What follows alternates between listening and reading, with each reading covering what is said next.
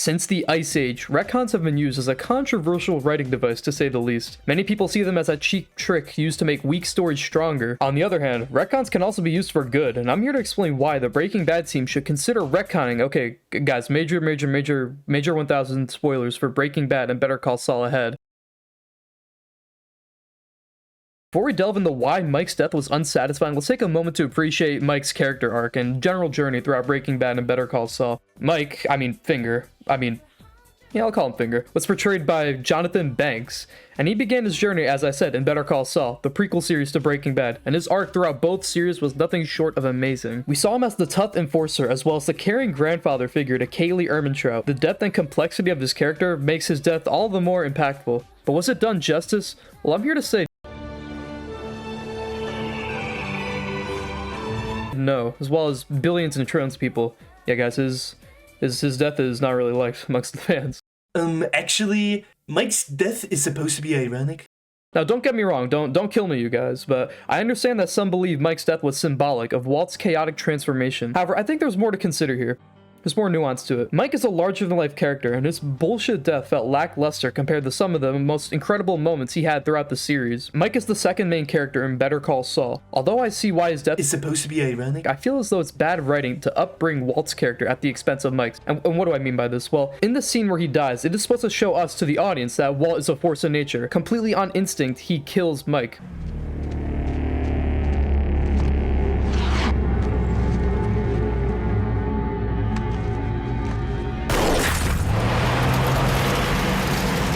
However, there are so many scenes that already show us this. Alright, how about this? What time is it? It's Laloing time. Let's actually compare another pointless death in the series, Lalo Salamanca. Well, actually, spoiler guys for the next 30 seconds in, but I'm actually going to argue why Lalo's death isn't as pointless as it may seem.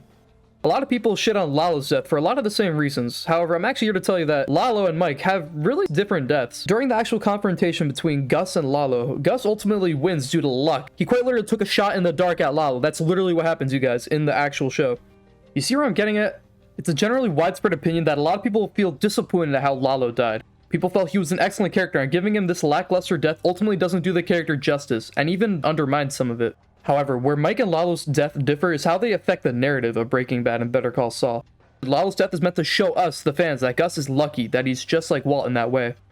In fact, the entire mission statement of Breaking Bad, the entire idea behind it is that any seemingly normal man can turn bad. This is what Vince Gilligan envisioned when he was writing the series. Well, knowing this, thematically, I would argue that Walter White is the main character across the entire Breaking Bad and Better Call Saul timeline. He's the most important character in the show. Hell, just his actions alone undo a lot of the stuff and people established in Better Call Saul. So back to Lalo's death. I'm not going to delve into it in this video. There's like infinity -1 videos on how Gus and Walt are reflections of each other. But Lalo's death is supposed to emphasize the similarity between Gus and Walt. His death is used to upbring Gus's character, but not at the expense of Lalo's. That's where I draw the line. This is where a retcon is in order.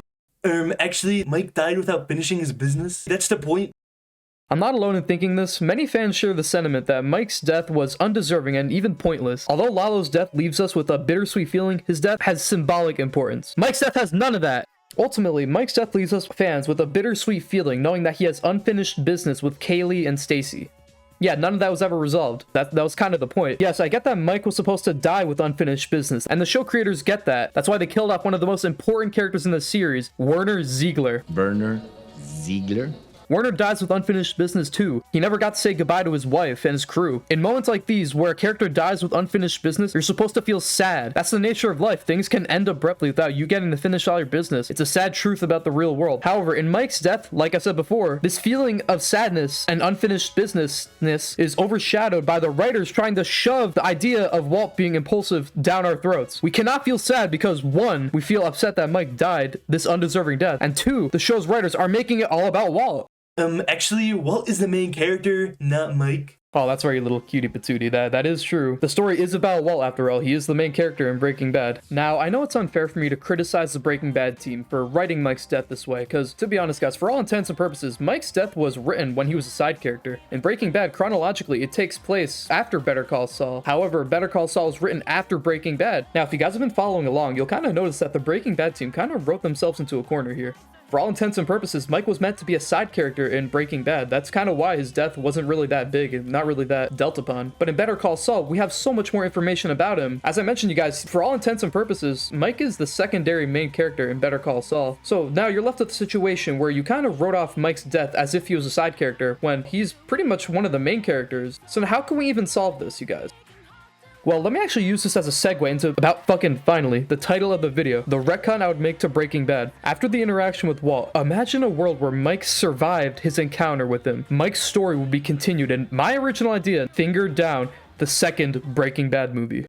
Alright guys, here's my take on a potential retcon, and just to let you guys know, this is a 90% fanfiction, 10% awesomeness, so yeah, I'm gonna be channeling my inner Undertale AU fanfiction-ness. I'm gonna unleash the wolf, if you will, but yeah, let's get started. So imagine instead of Mike dying, the movie opens to a scene at a bar.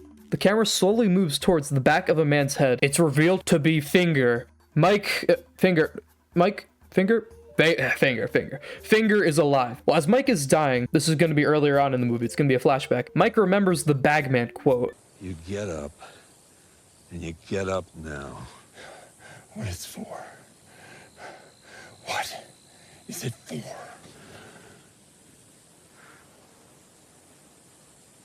I have people.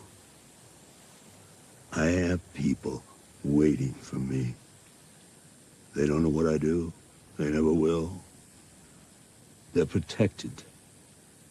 But I do what I do so they can have a better life. And if I live or if I die, it really doesn't make a difference to me as long as they have what they need.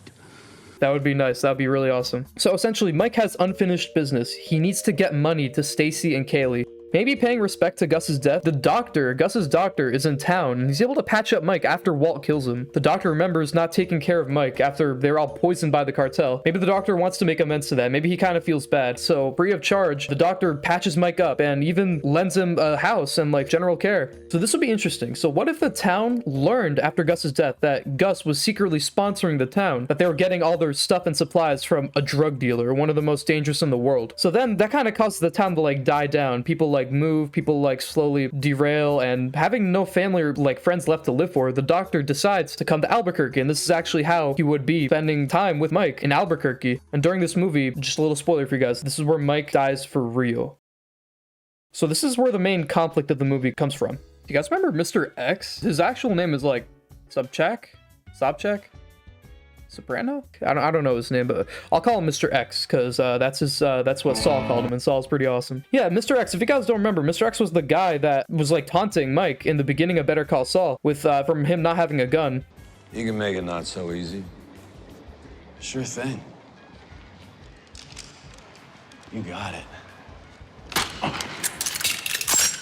What the son of a... He also made a later appearance in season 5 of Better Call Saul, where Jimmy and Kim hired him as a private investigator to dig up dirt on Kevin Wachtel. I get 2 more guys. Guys who know how to handle themselves. Now we roll up to the subject in an unmarked van.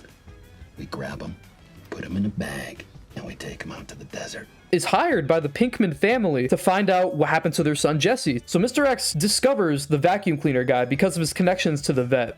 I just assume we're all heavy hitters, and it makes sense. The vet recommends the best of the best. So now what if Mr. X finds out that Jesse's in Alaska? He goes to Alaska, but on the way, he realizes that turning in the target of a national manhunt would earn him way more money than a mere PI job.